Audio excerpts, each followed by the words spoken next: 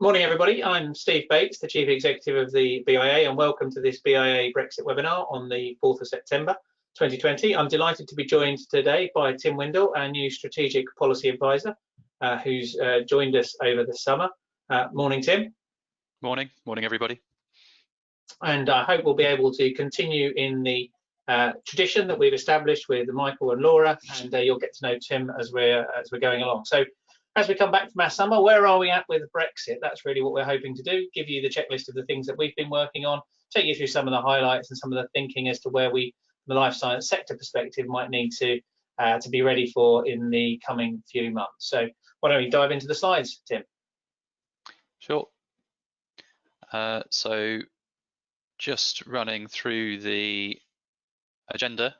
So the first thing I'll be looking at is latest news and a bit of a recap on key developments, followed by a bit of information on why 2020 is different to 2019, so why it may feel very similar to this time last year, what are those key things that are actually different this time year, followed by a few perspectives on whether we will actually get a deal or not.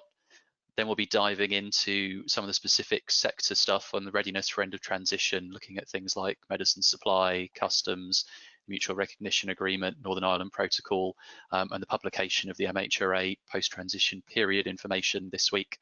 And then finally, we'll be touching on trade. Yeah, brilliant. And there's a chance for people to ask questions as we go along. Do drop us in a question and we will endeavour to answer it as we go, or pick it up at the end if we don't get to it. Brilliant. So the first thing we've got, just a little bit of fun. Which of the below government campaigns have you seen? So those are the three images. We're going to stay at home, protect the NHS, save lives, get ready for Brexit, and check, change, go. We're going to launch the poll now. No, it was easier when I could see the pictures, I have to say, Tim, because the one on the left I certainly have seen around, but yeah, it'll be interesting to see, and thank you. We're keen to get your views on a couple of bits, so please engage with the polls. It gives us a good sense as to where members are at and what you are focused on. But this is really a loosener to get you going at the end of the summer. So have we got a good set of answers there, Tim? Yep, I think so. Just collecting response now. We've got 83% that voted, which Brilliant. is pretty good. We'll just give it a couple more seconds if there's anyone else who wants to vote. 2 more seconds, closing the poll. And then which of these has most people heard of? Sharing the results. Well, that's good. Unsurprisingly, it's the COVID guidance, and I think it's interesting that both for get ready for Brexit and check, change, go, it's exactly the same. So I think the COVID guidance needs no introduction. Get ready for Brexit. You might remember this was the government's campaign ahead of the 31st of October last year. And I've got to admit that having a friend who works in DexU, I've actually got a T-shirt with "Get Ready for Brexit" on it at home. And check, change, go is the one you may be less familiar with, but this is basically the government's campaign to get ready for the 1st of January this year, and making sure that everything is in place. So if you're not aware of this campaign, it's maybe not a big surprise, but I'm sure you will come across it over the next few months.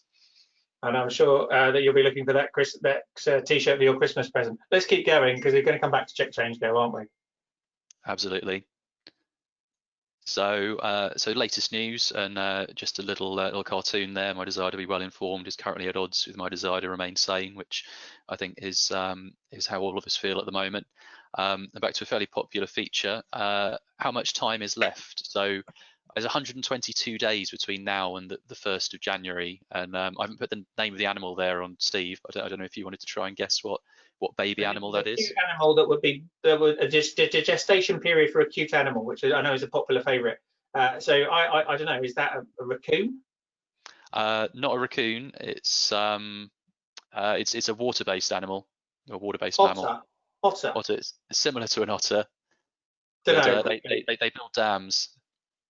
Beaver. Beaver. Yeah, well done. So a baby beaver could be born between now and Brexit Day. So the next gestation period is 77 days, and this is the amount of time between the EU Council Summit in mid-October and the 1st of January. Can you guess what animal this is, Steve? No, sorry. Very cute. You've guessed it before. It's actually an otter. Oh, right. And then finally, and perhaps most easily, this is the EU's final deadline, the end of October to the 1st of January, 61 days. And I'm hoping you can guess what kind of animal that is. That's a dog.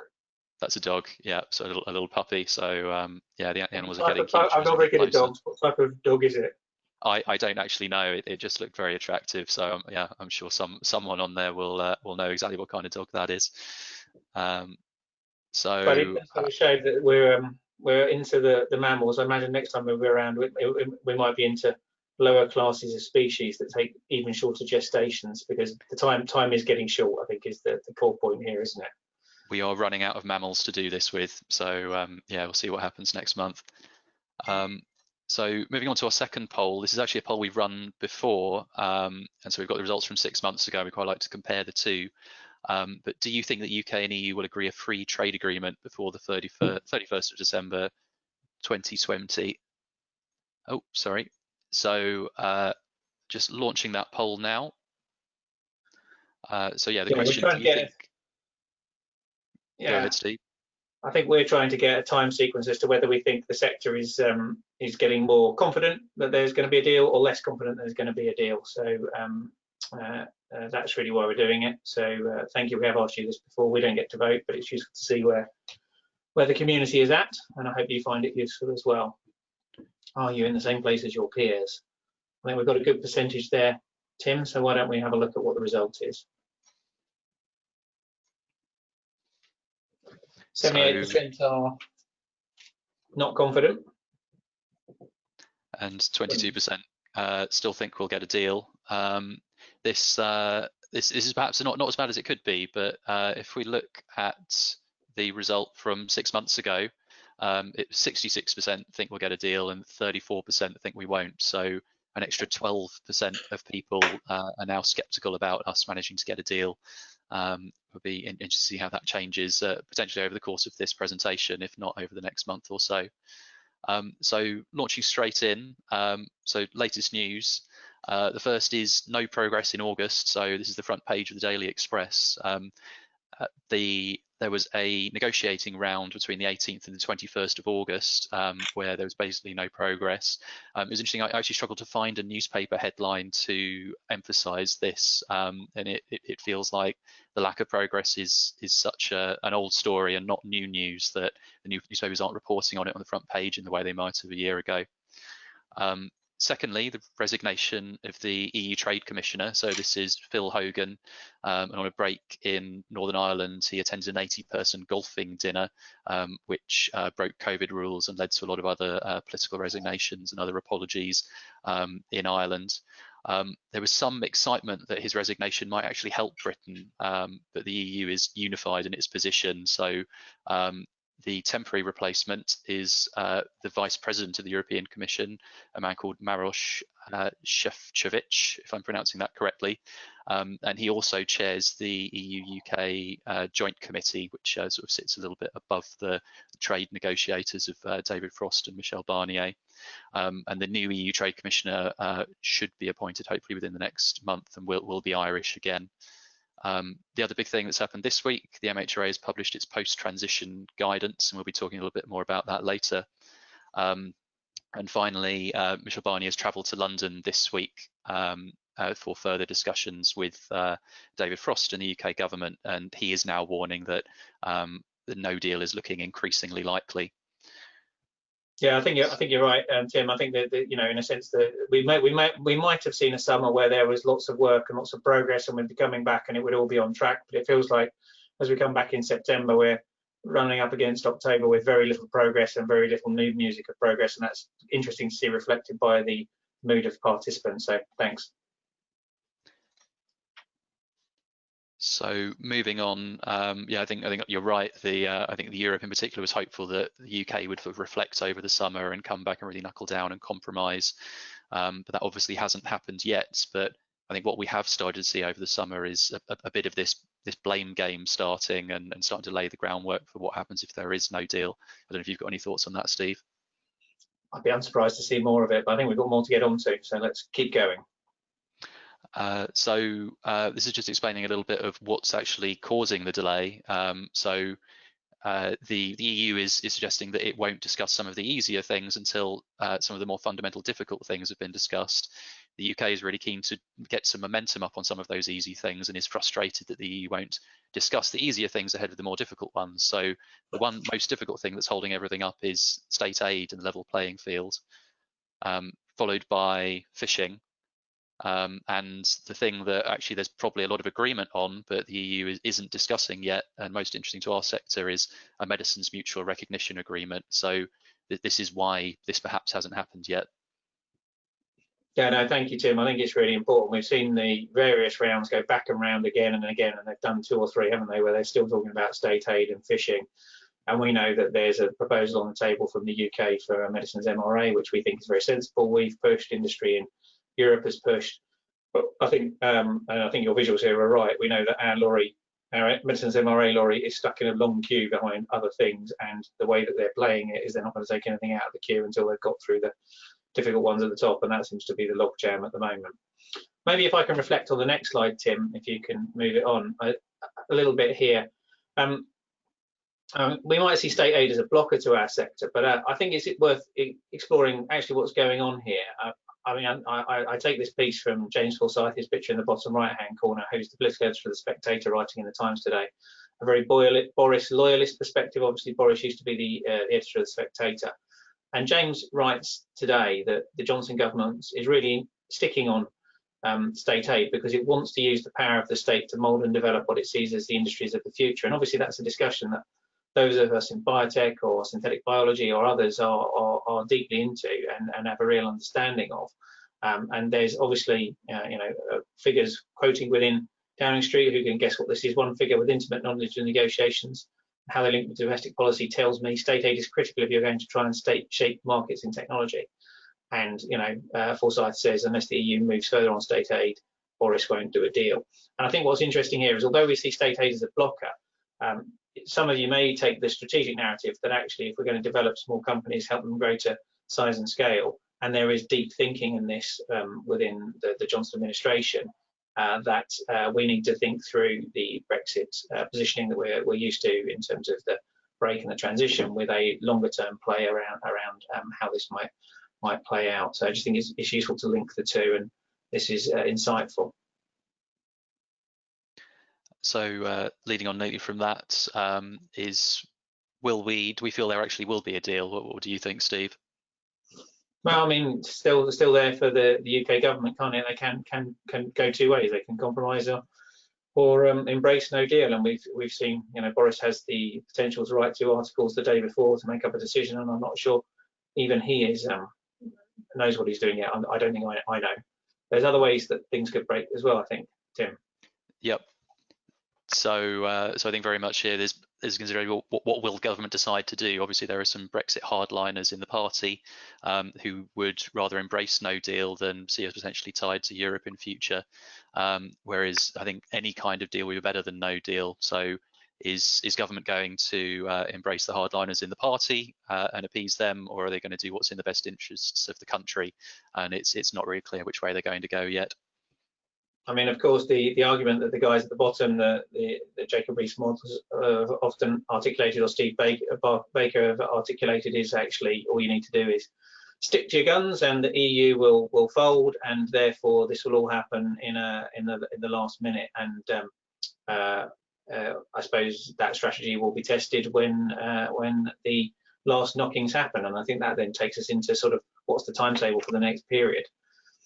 Yeah, and is there a potential for a sort of skinny deal where they agree it at the last minute and that ratification and have some kind of ratification period?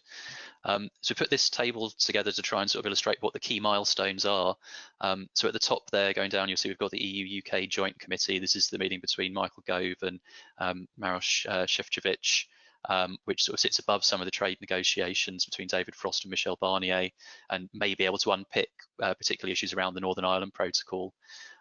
Between the 15th and 16th of October, we've got the European Council Summit, which is the point at which the European Council would hope to agree whatever the deal would look like.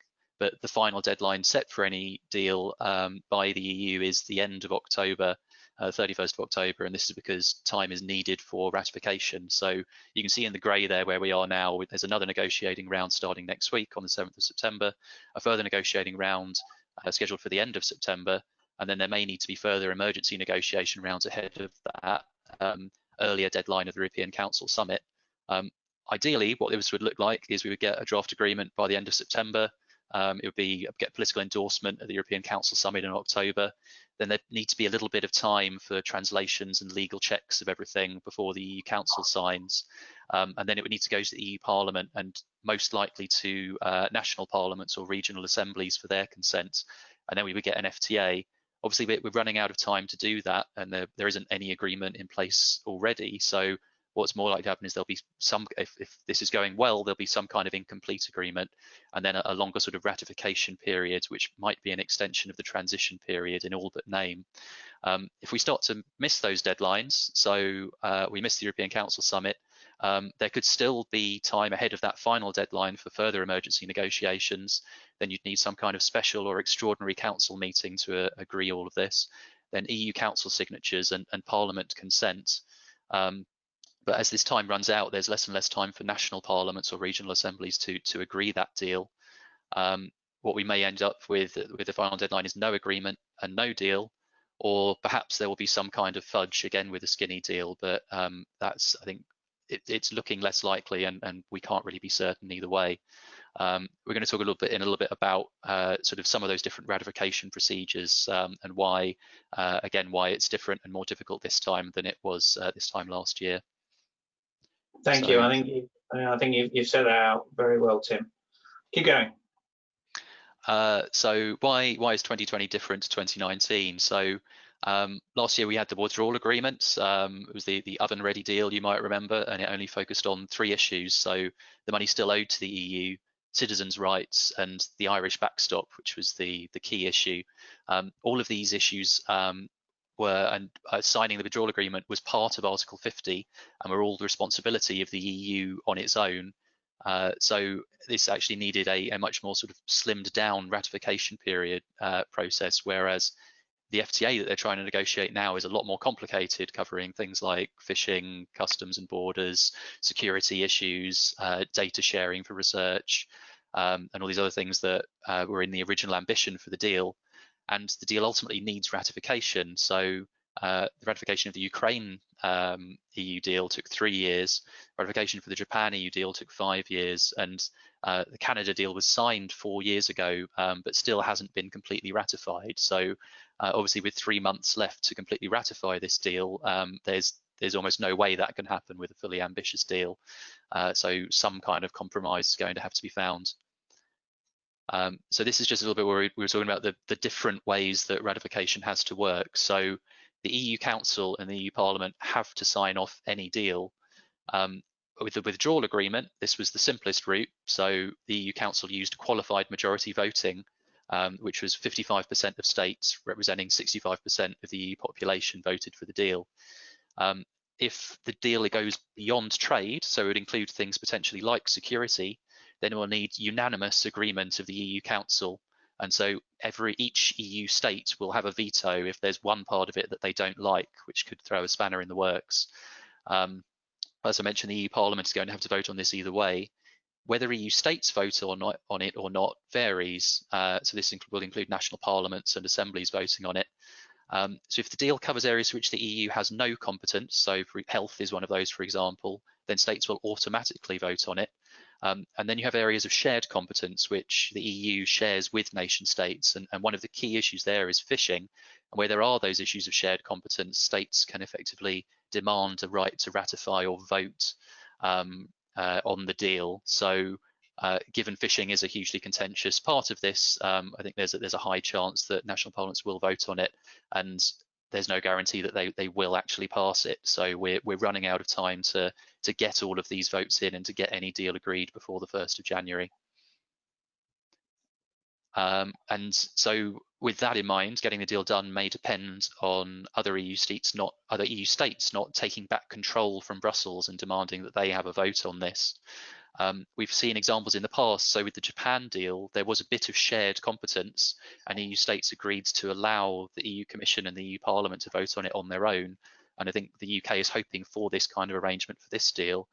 But conversely, with the Canada deal, member states demanded a right to vote, despite the Commission suggesting that they didn't need to, and it should be limited to the Commission and the Parliament. And you might remember, like with the ratification of the Canada deal in 2016, the Wallonian Assembly in Belgium rejected the deal, CETA, and on environmental grounds, and it had to be renegotiated before going back to that Parliament for ratification. So one slim hope is that provisional ratification is possible. So if those national assemblies and regional assemblies haven't voted this in yet, those elements of the bill specific to trade or specific to the EU competence can be ratified and begin operation ahead of the broader deal being agreed. But there's been no example previously of any outright national rejection that has completely stopped a trade deal. So if this is becoming acrimonious and difficult, that spanner in the works again has never actually happened. So we don't know what might happen if an individual country really objects to this deal.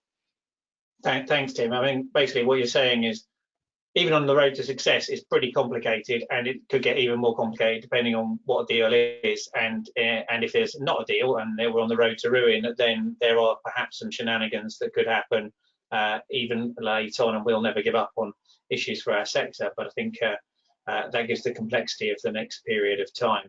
A couple of questions coming in. We're going to come to Northern Ireland and the MHRA in a couple of minutes. How much of this do I think is posturing or hard negotiating from both sides? The answer is, I mean, I read the papers and I don't know, and it's kept on a very, very tight loop. So I think you pays your money, you takes your choice. You can see where members are. You can see that we're putting road to ruin up ahead of road to success. And I think you can get the sense as to where we think we are mood-wise at the moment. One of the challenges I think you can have is posturing or hard negotiating can take over at a point where it makes it very difficult, even if you want to do a deal, to get your organisation in line. And you know, as a student of history, I remember the argument that the reason why the First World War started was because people had mobilised their armies and the trains were rolling. And it's very difficult once you've gone through a process which has to get started to move back, even if you want to either stop or get something done. And I think we're really at those times. It's very difficult for the EU to mobilise its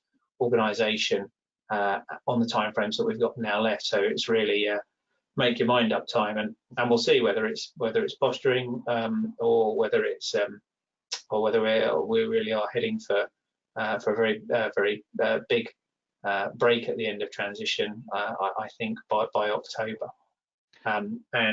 Slides, we normally share slides with members afterwards, and we would look to do so on this one. Let's change to sector readiness for the end of transition. Don't just stand there. Panic buy claret, says the posh fella to his butler in the Max cartoon.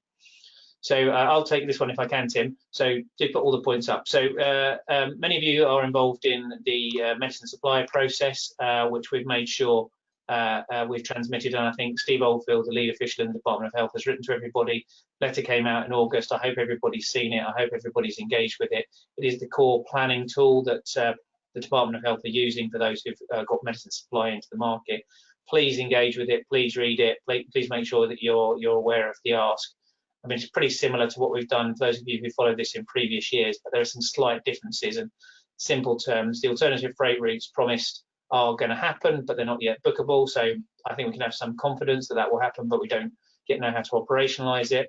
This year, we've not got any money to the BIA to enable us to help smaller companies do Brexit readiness. There was last year for trade associations to help, none this year. So we're going to be more limited in what we can do than we were this time last year. There's no government warehousing this time round. There wasn't much market demand. People seem to have sorted that. So hopefully that's okay, but don't expect there to be a government warehouse for you to put stuff in. Steve's letter is flexible on how you might hold buffer stock or how you can build a stockpile. And there's, I think, good relationships between DH and suppliers. So do engage on that network as to how you can do that. There is a request of a building of a stockpile, but I think there's an understanding that we're in a different era this year from previous years. Obviously, one of the things that's different this year is last year we were working towards a Halloween deadline for Brexit and then an end of January, but nobody really believed there was going to be an end of Brexit then, before the election and after the election. This year it's happening at New Year's Eve, which in seasonality terms I know is particularly difficult for our sector in terms of stock ups ahead of Christmas, winter demand, winter peaks and all the rest of it. So I think that is material this time round and is a difference. And of course the big difference is we are now in the COVID era, which obviously means what the NHS is doing is perhaps less clear. Reserves that might have been run more traditionally are run down, and everybody's capacity is massively strained by the immediate challenges we have with COVID, and we see that not just in the UK, not just in Europe, but at a global level. So I think we've been vocal to make sure that people understand that we won't be in a position to respond the way that perhaps this was when this was a focus last year. We'll do our best, and I think Steve's letter reflects that. But those are the big differences. Most of the plan is still the same. Now we're back to check, change, go. Keep going. Yeah, that's it. That's it. Good. So government, I think, expects trader readiness from business this time round, rather than get ready for Brexit, where they're helping us all to do it. They're saying it's, you know, the job of businesses to check that they've got everything right, change their procedures, and be ready to go.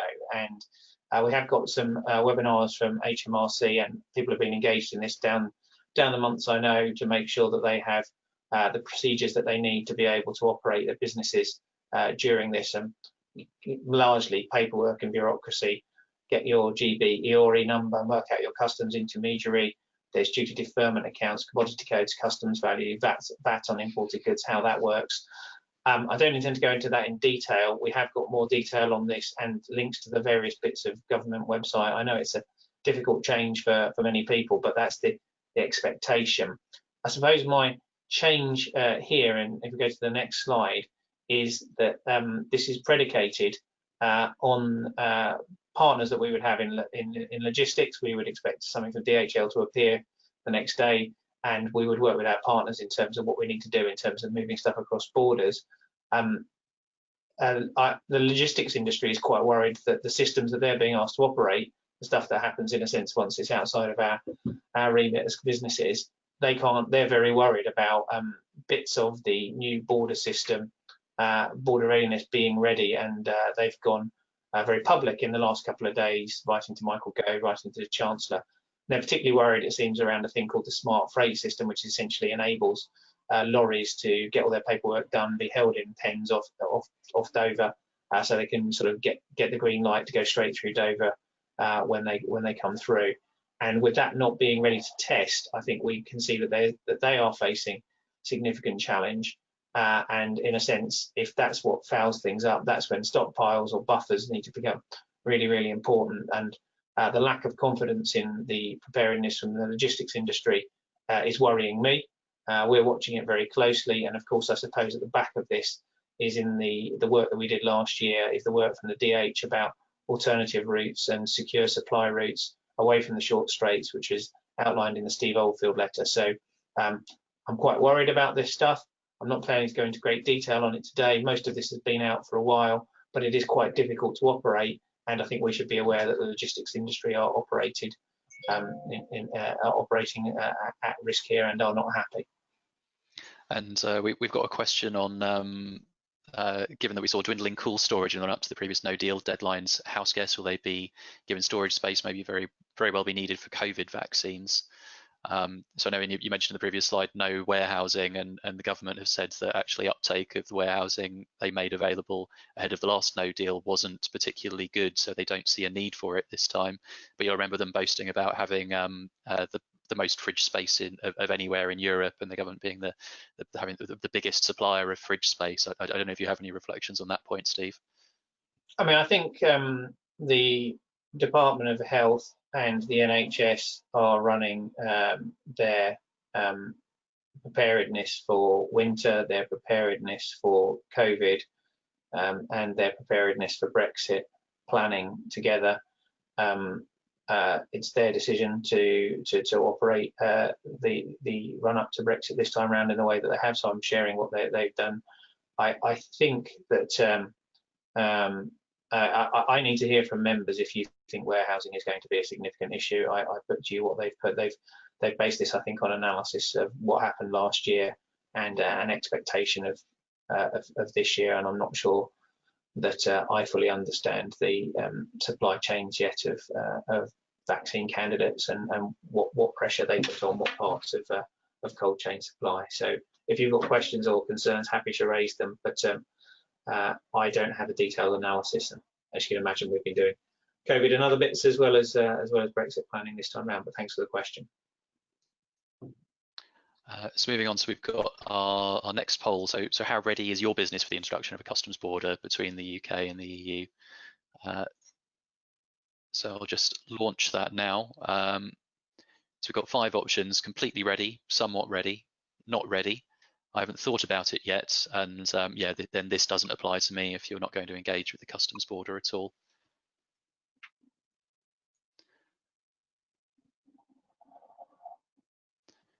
So we've got just over 50% of people have voted. We'll give it another 10 seconds. Thank you. These are really helpful for us just to get a sense as to where the community is at, so we can advocate a sense as to what is it that we need to focus on or need to push on. So I find these really helpful. Thank you. Perhaps we should close it there, Tim. And sharing the results. So we can see that 40% of people are somewhat ready, and just under half of people this doesn't apply to. So I think there's a sort of difference in where different people are, but those people that do need to do this aren't completely ready yet, which isn't a surprise given how quickly things are moving and the lack of information we've had to date. So moving on, so we just wanted to update you on 2 areas that are particularly interesting, I think, to the sector. So the mutual recognition agreement, there's still no agreement on this. The EU Commission is refusing to budge, and as we've said before, is waiting for movement on other issues. But there is lobbying from the sector across the EU on the importance of a mutual recognition agreement, and trying to underline the fact that even if an FTA isn't agreed, how important an MRA will be. But government has said that an MRA will be in place with Switzerland and Israel, which is perhaps a small consolation. And you may have also seen a couple of days ago an MRA was agreed on financial services with Switzerland, which shows that the will and the understanding of MRAs, I think, from the UK side is there. And I think the EU is sympathetic to industry asks on a mutual recognition agreement as well. The Northern Ireland Protocol, again, there's no update. The command paper that was published in May doesn't include medicines. We are expecting more ahead of the next joint committee at the end of September, but we haven't got anything additional on this yet, I'm afraid, and we're continuing to pressure and ask for it. And I think this is the key issue that we are most interested in, and we understand you are most interested in, to provide that final piece of clarity, and we'll get as much to you as we can as soon as we can. Yeah, I'm sorry that Alex, who's asked the question, has left the webinar, but yeah, I mean, we're absolutely on this. I mean, we've been asking about this at every corner and every every meeting that we have, and we are having weekly meetings with officials and ministers where we absolutely stress that we can't operate if we don't know what the precise rules are, and the rules are not forthcoming. And I think there is a level of high frustration amongst the members that I'm sharing with government about this. I mean, I've been asking for this for over a year since the Northern Ireland Protocol was agreed. Well, not quite a year, is it? Because it was October, so it feels like over a year, but for a very long time. And to have this laid out now, both sides have agreed the Northern Ireland Protocol, so this isn't part of a negotiation. This is simply how are you going to operate what is a complex piece of regulatory work for us, and we need that detail so that we can successfully continue to deliver product legally to patients in Northern Ireland.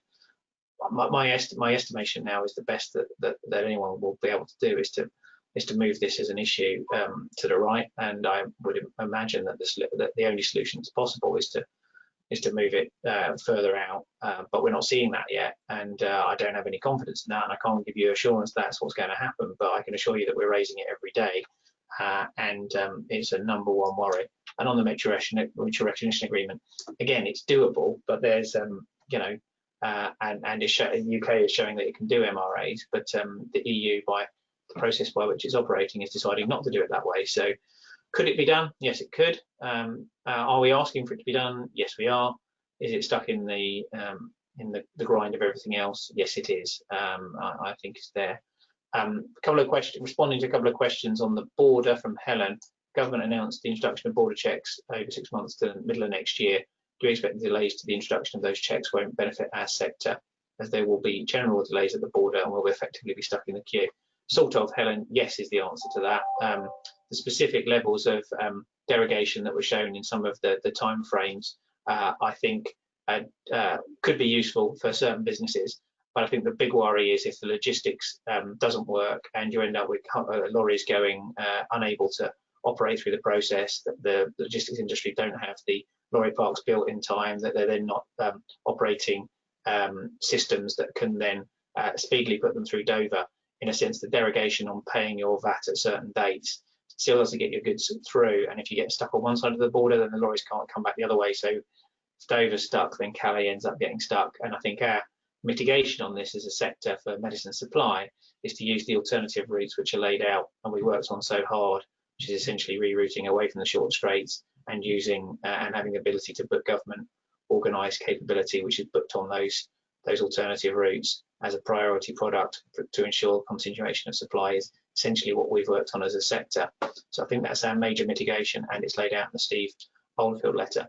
And Colin, you say if there are non-MHRA licensed companies missing again, let us pick that one up, because I think that is true. I mean, they've got a good list of people that they've got registered product for, but there may be others who need to be engaged in that process. And if there are others that are missing out, we should pick that one up with you there. And just to say, the link to the letter, we've got a link at the end of these slides, but it's also on the BIA Brexit portal. So do take a look there, and the whole letter is online. So if you haven't seen it yet, make sure you take a look at it. So Sebastian, you're always insightful.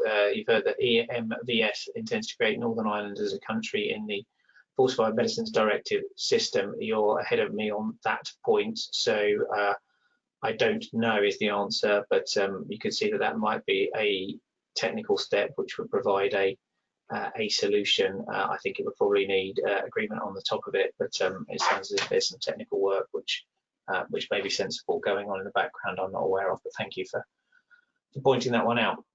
Next slide. So yeah, this is me again, just touching on immigration issues. So nothing new has happened in the last month, but just a quick recap that from the 1st of January, the new points-based immigration system begins, and to be able to move to work in the country, you'll need a minimum salary threshold of 30,000. There'll be a minimum skills threshold. There'll be a youth mobility scheme, which will be similar to what already exists for countries like Australia, Canada, Hong Kong, New Zealand, where people aged 18 to 30 can come and work in the UK for 2 years. And a temporary working visa will also exist for both skilled and unskilled workers to work in the country for 1 year. Then for those companies or organisations that have people from the EU working in them in the UK, the extended deadline to apply for settled status will be the 30th of June 2021, so it won't be the same 1st of January cliff edge. And then moving on to the MHRA post-transition period information. So it was great this week to see the MHRA able to put out lots and lots of detail on what we in the olden days we called no deal guidance. They now call post-transition period information. Lots of detail in there, which I know people were keen to see, and it's great that the MHRA have put it out there. Do you want to are there other points that we said that were there? Methods for continuing license and import-export. How you essentially need to run MHRA and EMA paperwork, list of EU countries you can work with, but there were a few bits that weren't clear, which we still need from the Northern Ireland Protocol, which we've sort of touched on already, and I think in terms of how it will work from the 1st of January in the event of no deal, it's laid out, so it's useful to be able to dig into that. If people see anything in that work, I know there was a webinar yesterday. We hope that will go online. We hope the MHRA invited many of you to it and you engaged. If anybody finds anything in this as they dig through it that they think is problematic, I think that the MHRA are conscious they've had to do this at a fast lick and are keen to catch any technical questions, and we're keen to facilitate that discussion. So if you find anything in there that you're concerned about or worried about, Christian Abizaid and Regulatory Affairs Committee are picking over this, and we are trying to sort of help the MHRA with anything there, if there's questions that arise. So if you see anything there, please holler. Do have a look. It is now available online, and I think the detail of it is important. I imagine we'll find some snags, and hopefully we can resolve those at a technical level in the next few weeks. So lots there to chew on, and if anybody's got anything particularly worried about, please put it in the chat straight away. Brilliant. And moving on to parliamentary activity and statutory instruments. Yeah, so in terms of getting ready for Brexit or the end of the transition, we're expecting to see quite a lot of secondary legislation, particularly around things around IP, so supplementary protection certificates have been tabled, have been retabled. There's likely to be more of this that emerges over the coming weeks. I think the thing that I would say is we're keeping an absolute close watching brief on this. We will inform parliamentary scrutiny of these statutory instruments. The devil can be in the detail. We're particularly watching the ones that are focused on IP in our sector. And obviously there's questions here about alignment or disalignment, or who makes the decisions about it, which could be very, very important for the future. So we're really keen to make sure that if there's any nuance that members see, that we are able to be on this and reactive fast. I think we've got good channels and we have the ability to make sure the questions are put. But the detailed questions, we need your help in digging out. So if you see anything in these, particularly I'm thinking for patent attorney or lawyer colleagues who are on, we will, while following this, our intellectual property group committee are focused on this as well. So we think we're on it, but this is fast moving, and it may be that things emerge or amendments come up, and that's one of the things why we're watching this closely in the UK Parliament between now and Christmas. Brilliant. And then moving on to our next poll.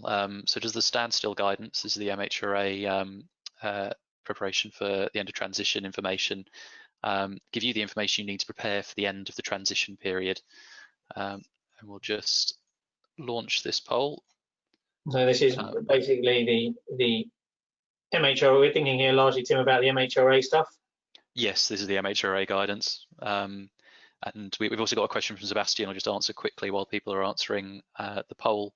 Could you share the link to the webinar via the chat? That would be great. So we've been chasing DHSC who ran the webinar. It hasn't been made available yet. I think we understand they're setting up some sort of exchange platform that people will be able to access to get this and some other webinars and other materials that they're putting together. But that hasn't gone live yet. But as soon as it does, you can out information on that in Newscast and through other channels.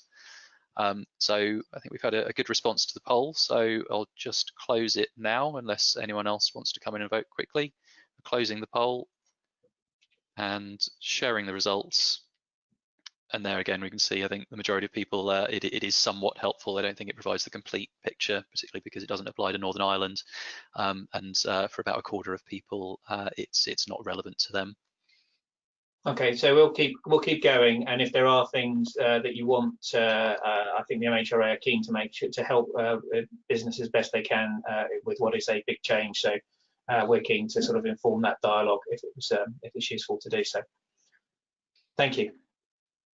Brilliant. And then touching briefly on trade. So yeah, just the cartoon there. We might need a trade deal with New Zealand. For goodness sake, don't beat them. And that's a manager speaking to a cricketer.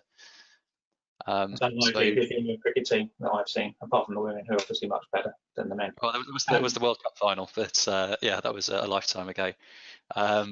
So trade deal. So United States, I mean, obviously it was progressing, but has largely paused now ahead of the US election. We'll hopefully pick up afterwards. Australia and New Zealand, they had their first round of trade negotiations about a month ago. They haven't gone into any kind of detail. It's been largely generic, but given the trading relationship we have with those countries, they were having informal discussions and negotiations ahead of formal negotiations. So they are moving along. But again, New Zealand is entering an election period, so that's likely to pause. Japan was the one sort of big hope that we'd get it done by the end of the year. You might have seen news stories about blue cheese, which has sort of slowed that down, and I don't think blue cheese is the only thing, but it's the most funny. So that is unlikely to happen this year, but there's still a desire to get it done quickly. And those are some of the priorities for industry more broadly, I think, in these trade deals. So obviously regulatory harmonisation, though not at the expense of harmonisation with the EU. Mutual recognition agreements should form part of those FTAs, but setting those up as quickly as possible outside of FTAs if we can. Zero tariffs and minimal technical barriers to trade. Simple and rational rules of origin. So if products are packaged in Australia, for example, and then sent to New Zealand, we would still like for those to be considered to be produced in the UK. And then high IP standards are obviously very important. And you may have seen that the Department for International Trade is setting up a number of trade advisory groups, and there's one specifically for life sciences, which we're involved with. I don't know if you want to talk a little bit more about that, Steve. Yeah, so I mean, I think the headline on trade deals is I would be very surprised to see anything move this year, but there's quite a lot of discussion about how the UK engages and what the priorities are, and we're trying to make sure that the sector's voice is heard in those meetings, of which the new format is the Trade Advisory Group. There used to be a thing called a ETAG, and now there's a TAG, and there might be a STAG. There are new forms of engagement which we are making sure we are in. There's also a public consultation about the nature of harmonisation of international regulation, which I think will be a useful way of inputting into DIT thinking as we go through the autumn. But I think this is probably mid-term rather than immediate. And of course, there's a linkage between what happens in end of transition and deal or no deal, and then the nature of any trade deals. And of course, state aid remains an issue in trade deals that are done in a standard way around the world. So even if you come to a conclusion with the EU, then the nature of what you'll get from the Yanks or sort of from the Americans or the Aussies, it's going to be different. So I think it's a mid-term priority. We're on it. If you're interested in being engaged, please come forward.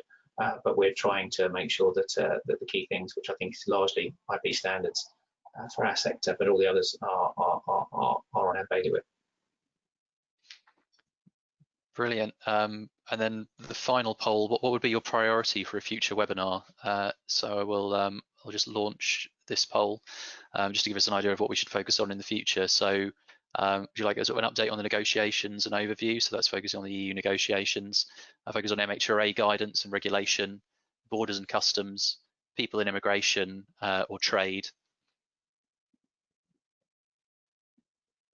And I'll just give it another 2 seconds for anyone else who, oh no, we're still getting quite a few in. Please do vote. The poll closing in 5, 4, 3, 2, 1, and sharing the results. So you can see, I think the majority of people are interested in MHRA guidance and regulation, but also the broader updates on what's going on with the EU, and then a sort of a smaller group that's quite interested in borders and customs. So that gives us a really good view on what we should be doing, what we should be providing. So we'll make sure to put some of those resources together for future webinars. Yeah, no, thank you. That's really, really helpful. And I think from my perspective, there is, because there's quite a lot of MHRA stuff out that people are chewing on, it may make sense to try and have some process where we have that discussion, perhaps a couple of weeks after the guidance has come out. And of course, as soon as we see anything from Northern Ireland Protocol, we will be on it very, very fast and sharing it with you. But as we've been waiting for it for a long time, we continue to wait. And so, what's next? Sorry? We could have had a baby elephant or baby whale up for how long it takes to get Northern Ireland Protocol guidance. Yes, it's been a long time between the command paper and actually getting any details, and we're definitely running out of time.